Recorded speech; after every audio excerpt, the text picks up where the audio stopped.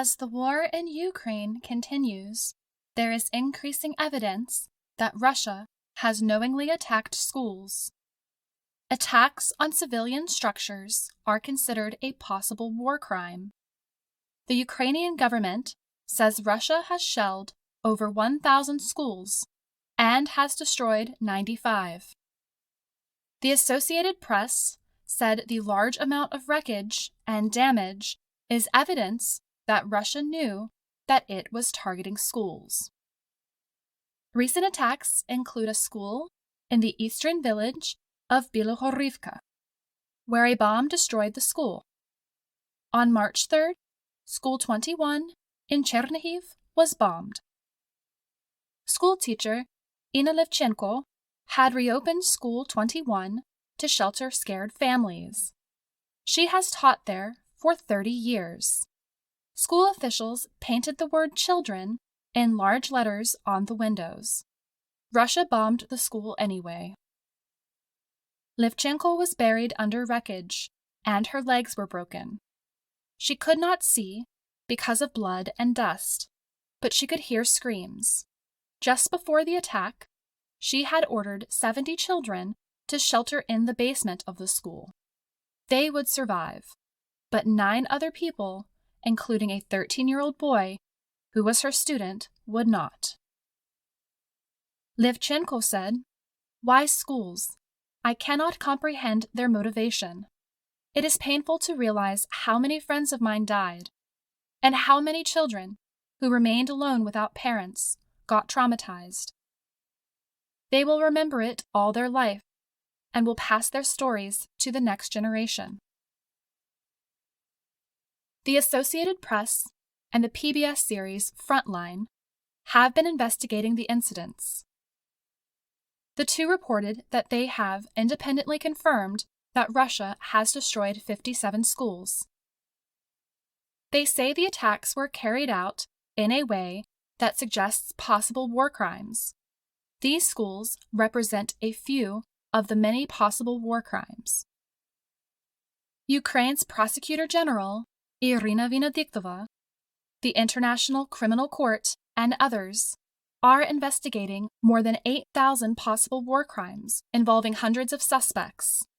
They say Russia is targeting schools, hospitals, and other civilian buildings. By targeting schools, Russia is taking a secure and nurturing space for children and changing them into places of fear and violence. A school director from the town of Gorlovka, Sergei But, said, "It's a tragedy for us. It's a tragedy for the children." His school was a place where children flew kites and took photos of their friends. Now, he said, it is in ruins, with broken glass and wreckage. 2 teachers, Yelena Kudryk, the geography teacher, and Yelena Ivanova, the assistant director of the school, were killed. In towns like Okhtirka, cluster bombs, shelling, and gunfire have destroyed several kindergartens. Young children, teachers, and parents have been killed. Valeria Grusha has taught in Kyiv province for 35 years. She said that just as school administrators had started to prepare for the war, Russian troops invaded. They stopped teaching and called Ukrainian leaders. Grusha said, "When I started talking to the directors of the destroyed and robbed institutions, they were very worried, crying, telling with pain and regret." Russian officials deny attacking civilian buildings like schools and hospitals. Local media in Russian-held Gorlovka said Ukrainian forces caused the explosion that killed 2 teachers while trying to recapture the town.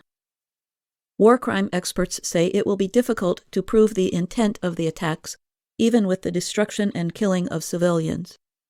David Bosco is a professor and researcher of international relations and war crimes at Indiana University. He said that prosecuting war crimes can be difficult.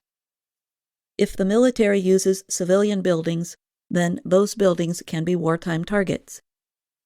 The chief idea is to find a pattern of Russia targeting civilian buildings, like schools, as a military approach. The more you can show a pattern, then the stronger the case becomes that this was really a policy of not discriminating between military and civilian facilities, Bosco said. Surviving such conflicts like war and having schools destroyed hurts teachers and students for generations to come. Bosco said schools are supposed to be a safe place. He said destroying that is, in essence, attacking the next generation. Abdulkafi Alhamdu is a Syrian teacher from Aleppo, Syria. Yasminko Halalovic is a 34-year-old from Sarajevo in present-day Bosnia-Herzegovina. Both men have seen school destroyed by war and suffering. Alhamdu saw these things during the Syrian civil war in 2014, and Halalovic saw it during the Bosnian War in the early 1990s. Alhamdu remembers the children's paintings dripping with blood after a bomb exploded during an artwork presentation. He said that creating fear, hopelessness, and anger in the children is the goal of the enemy. Alhamdu said, "When they see their school destroyed, do you know how many dreams have been destroyed?" Halalovic was a young child during the Bosnian War. He also went to school in underground rooms. He has founded the War Childhood Museum. It records children's stories and saves objects from wartime.